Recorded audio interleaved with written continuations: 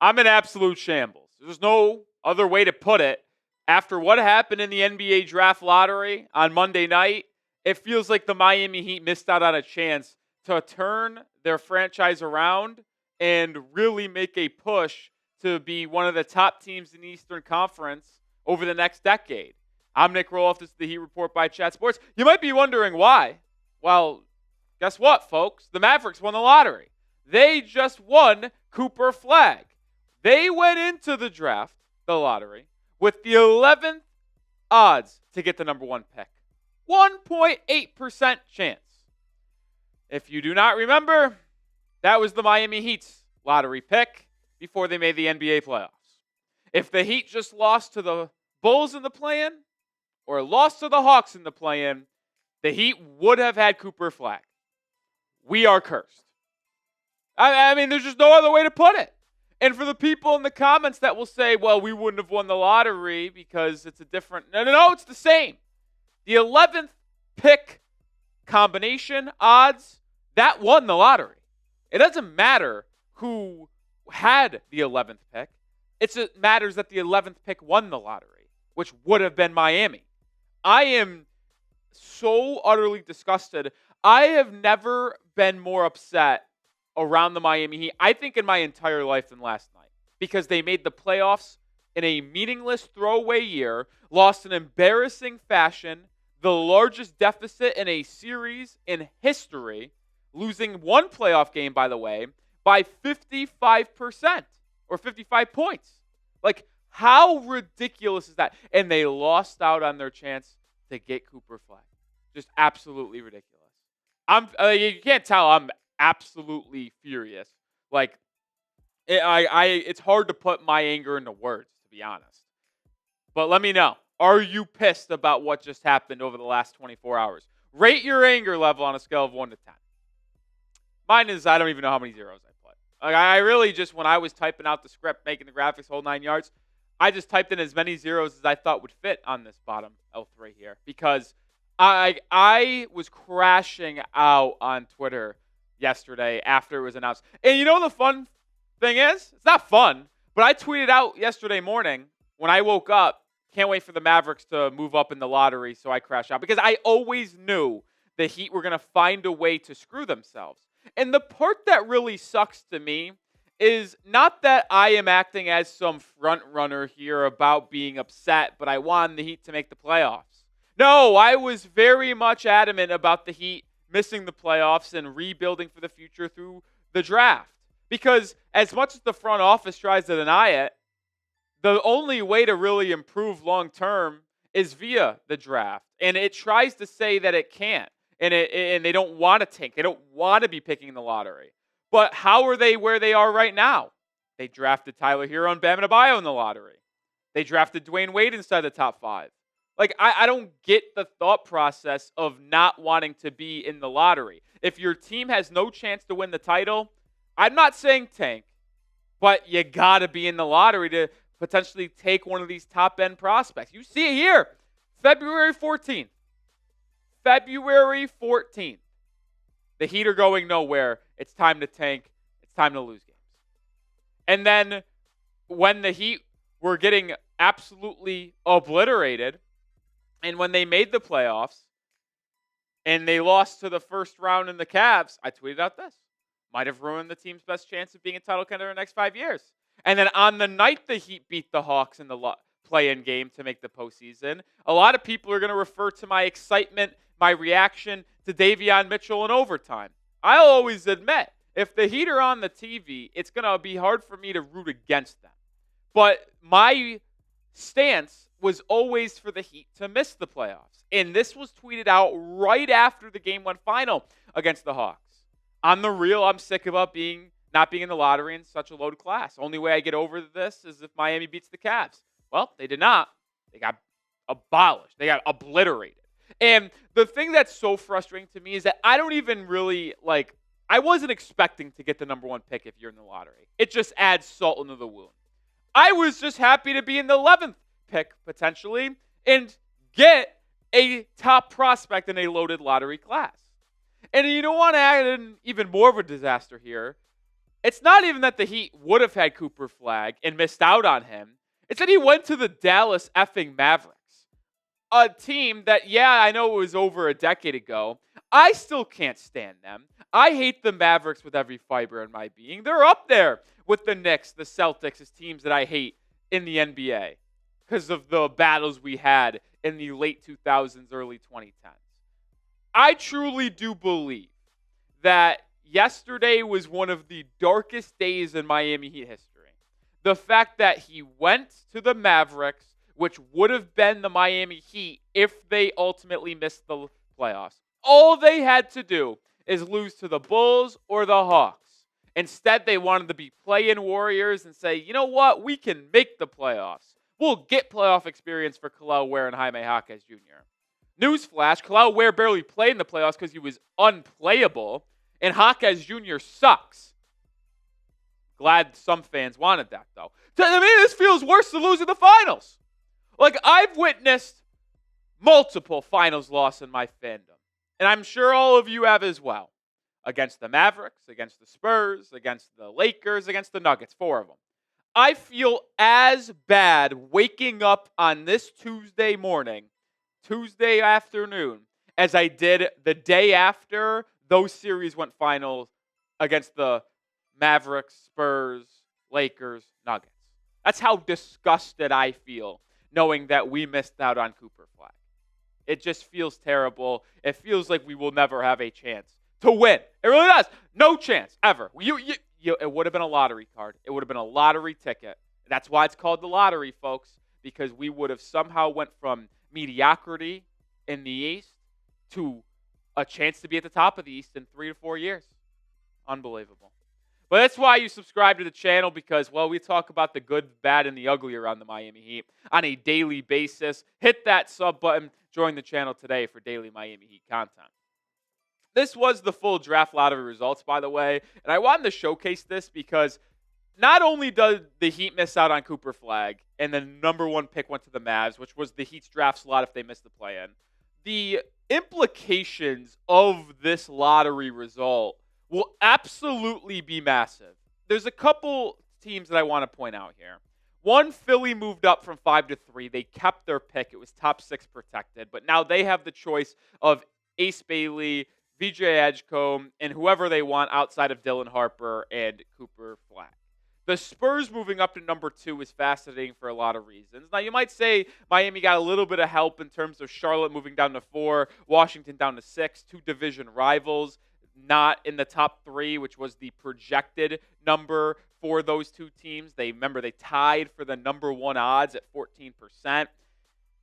But these results set up a lot of things here because San Antonio jumping up from 8 to number 2, we have labeled them as a team for Giannis Antetokounmpo in a trade. And right now, that feels like the most likely outcome. Now, I'm not ruling out, by the way, the Dallas Mavericks going rogue with Nico Harrison once again, trading the number 1 pick for Giannis. Now, I actually would rather have the number 1 pick in this draft than Antetokounmpo because of Cooper Flagg's ability to me of an NBA MVP type of guy and being 18 years old while Giannis is 30. And you have Cooper Flagg on $13 million per season over the next 4 years rather than paying Giannis $60+ million for the remainder of his career. So I would rather have the number 1 pick. But if you're San Antonio, you have so many pieces. The number 2 pick would be highly coveted, and you could trade less now for Antetokounmpo than you would have had to if you kept the 8th pick rather than moving up to number 2. Like, Dylan Harper would be such a, holy crap, are we getting lucky here if you're Milwaukee? Like, if you're the Bucks, can you get Devin Vassell, Jeremy Sohan, Keldon Johnson, the number 2 pick for Giannis? Like, I would be thrilled with that. You instantly add Harper and Vassell to your team. Hello. And not to mention the fact if you're San Antonio, now you get to potentially keep Stephon Castle because you got the number 2 pick, and now you have Fox, Castle, Wemby, and Giannis. Like, it just adds a lot here. But I know we're talking about the NBA as a whole and not the Heat here, but when you really dive into it, there is a silver lining for Miami in a positive spin. Like, is the door getting open in the Eastern Conference? If Giannis truly does get traded out west to the Dallas Mavericks or the Spurs, which I think is the most likely outcome at this point, like, he's out of your conference. You don't have to deal with him until the NBA Finals. And this is terrible. I hate to bring this up, but Jayson Tatum last night in that game against the Knicks looks like he tore his Achilles. We'll see the official ruling, but most people believe it is a serious Achilles injury, which means he is probably out for the 2026 season. And the Celtics are now not really a legit title contender in 2026. And as sad as that is, and prayers up to Tatum, the East may be wide open. Giannis out, Tatum out for 2026. The best teams in the East next year might be the New York Knicks, Indiana Pacers, Detroit Pistons, and Cavaliers. Like, if I'm Miami, I'm probably all in on KD now. And we've talked a lot about how KD is probably the top option for Pat Riley in the Heat this offseason. But now that you know Tatum might be out for a year, Giannis might be leaving the conference, that just to me shows added incentive of maybe trying to capitalize on this 2 to 3 year window of the Celtics almost retooling, the Bucks going into a full rebuild. And you might try to go for the Durantula right now, who, by the way, yeah, he's going to be 37 in the fall, is still elite. One of the best pure scorers in the NBA. Like, I don't know how you don't want to acquire Durant, because you'd keep Hero, you'd keep Bam. We always talked about a Hero, Bam, KD, big three, if you will, being a top 4 or 5 team in the East. Well, next year, if you do that, it might be top 2 or 3 team in the East if Durant continues to play at the level he is. Because now Hero gets a burden off of his shoulder, and he's going to hopefully continue to improve his game. Adebayo moves to his more natural role on the offensive end as a third option and is able to be that elite defensive chess piece that he has been so often in his career. Like, it just makes more and more sense to go in for KD now that you've seen the Eastern Conference potentially have a window of possibility here with Tatum's injury and with Giannis Antetokounmpo out of the conference. And maybe you were not in on KD and you wanted to just stay young. Have you changed your tune now? Could and should the Miami Heat trade for Kevin Durant? Type T for trade, type P for pass. Let me know your thoughts. Most of you know my KD trade idea. It's Wiggins and Duncan for salary, Jaquez, and maybe 2 first-round picks. Like, if you do that trade, you still have, one, players that complement KD, Bam, and Hero. You'd still have a Jovic. You could re-sign Davion Mitchell. You still have Pallel Larson. But you would also have more assets to make a move if you did that trade. And you might not have to offer 2 first-round picks for KD. Because if Houston does not really go into the KD sweepstakes, then who are you competing against for Durant? Minnesota?